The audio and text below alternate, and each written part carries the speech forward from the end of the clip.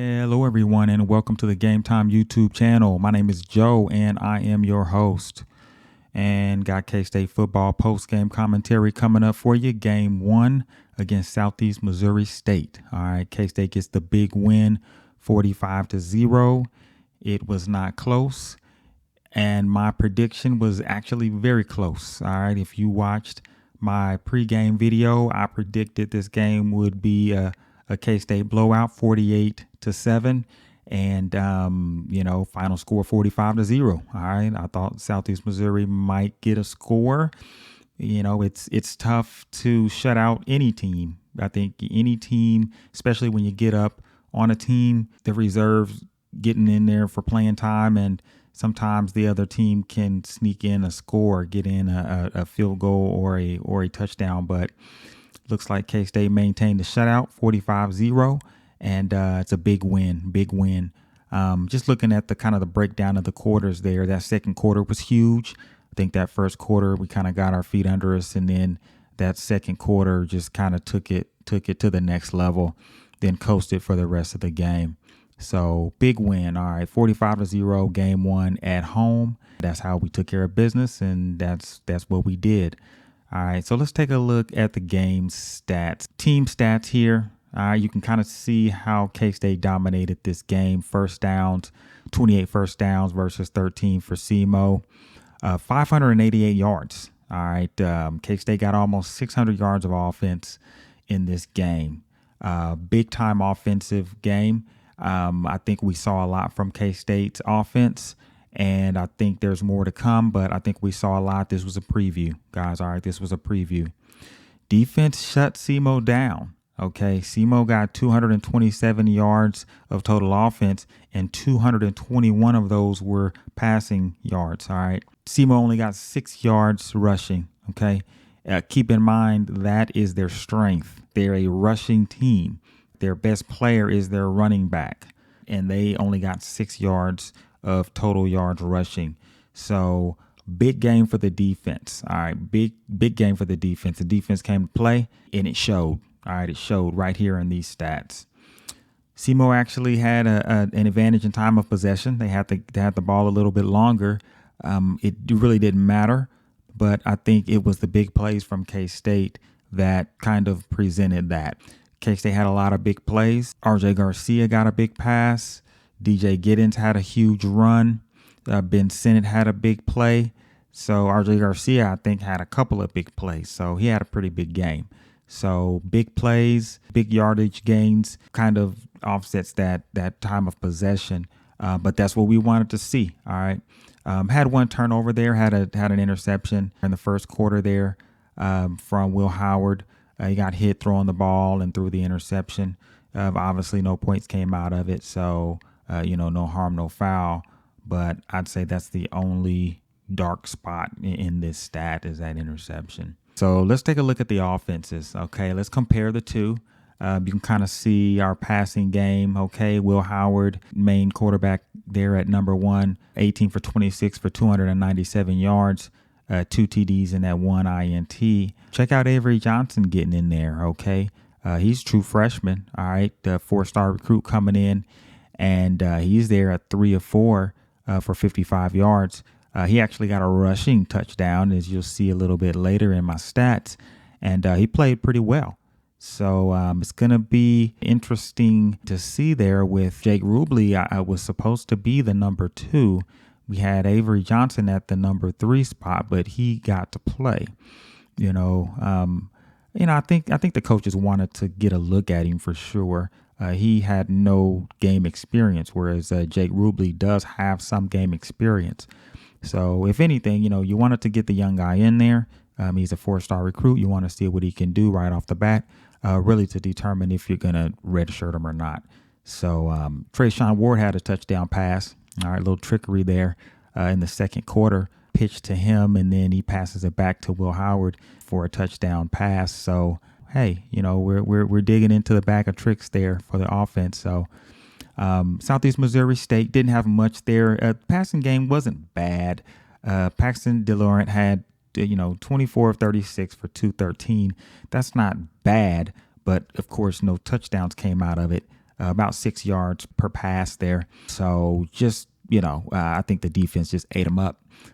As you'll see in the next set of stats there, the rushing game for Semo was non-existent. And, without rushing the ball, you're not going to be able to do much.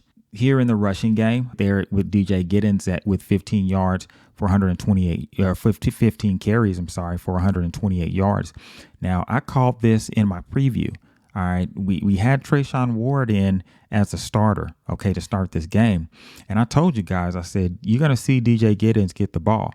DJ Giddens fits into this offense very well.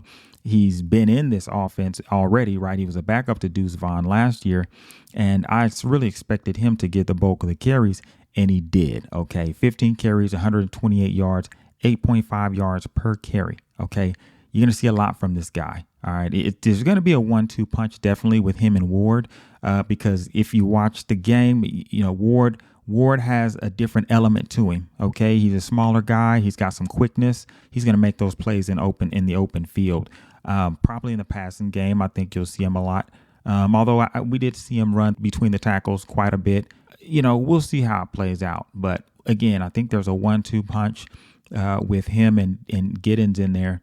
But I think you're going to see a lot of Giddens. All right. Obviously, he went over 100 yards today. Look at Avery Johnson there, 5 carries for 32 yards and a touchdown. I think you're going to see a lot from this kid. I think he's probably going to be the number 2 quarterback. And, he's still got some size to pick up. He's not a big guy, but he's athletic. He's quick.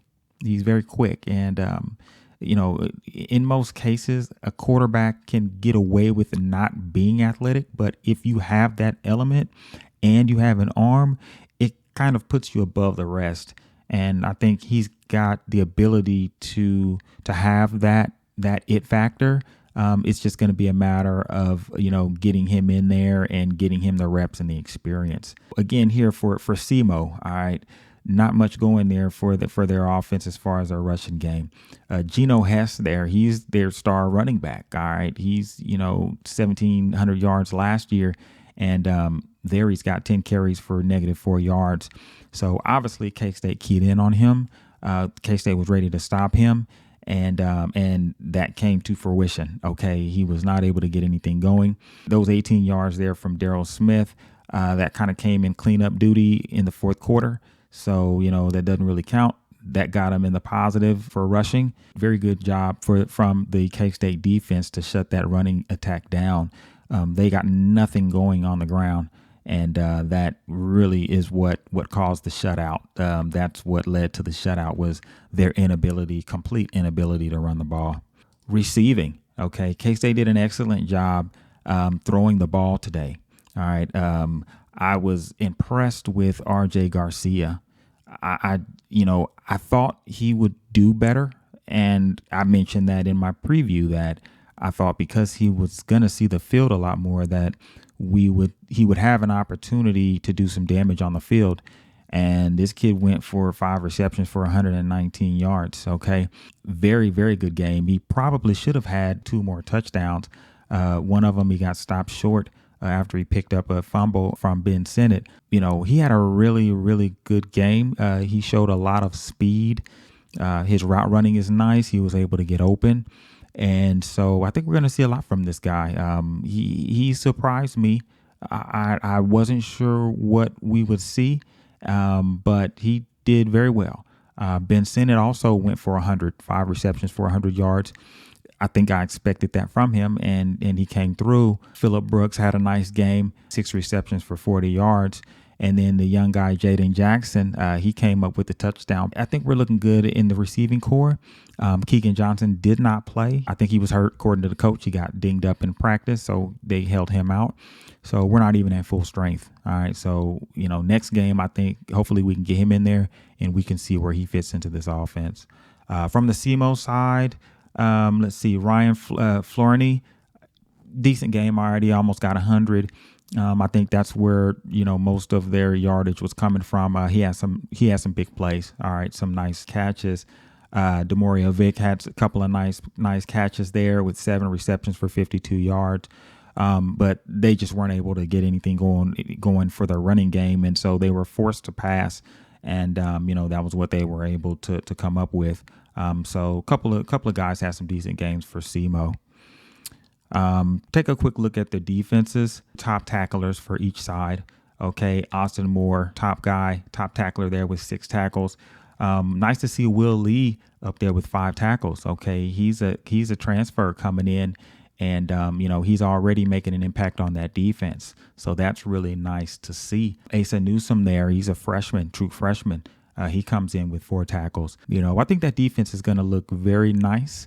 I think, like I said in my preview, it's going to be better than advertised. We've got a lot of senior leadership on that squad, and I think you're going to see a lot of athletes there. You're going to see some big hitters, and you're going to see some quickness and some fast guys, some athletic guys on this defense running around, getting to the ball, and it's going to be really nice to see. I think we're going to see that.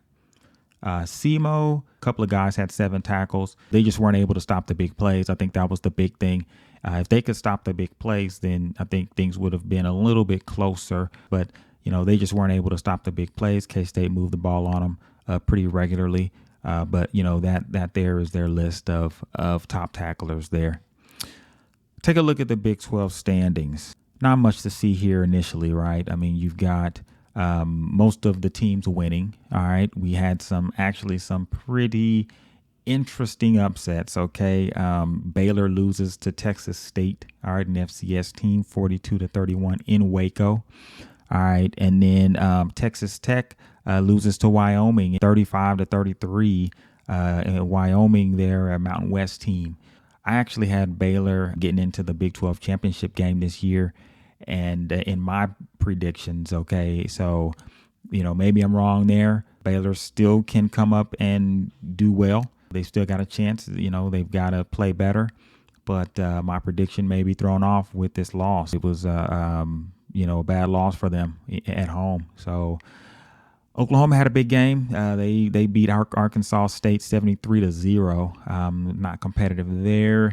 Otherwise, I think, teams kind of took care of business. Nothing major there. Iowa State got a win. Houston got a win. Texas beats Rice. KU beat Missouri State. So kind of regular game 1 type of situations there. West Virginia got beat by Penn State. They weren't favored to win. I think we thought it'd be close. I think the final score was something like 35-13. So, TCU gets beat by Colorado at TCU 45-42. Okay. Deion Sanders first game there, Colorado. He gets the big win against TCU, a ranked team.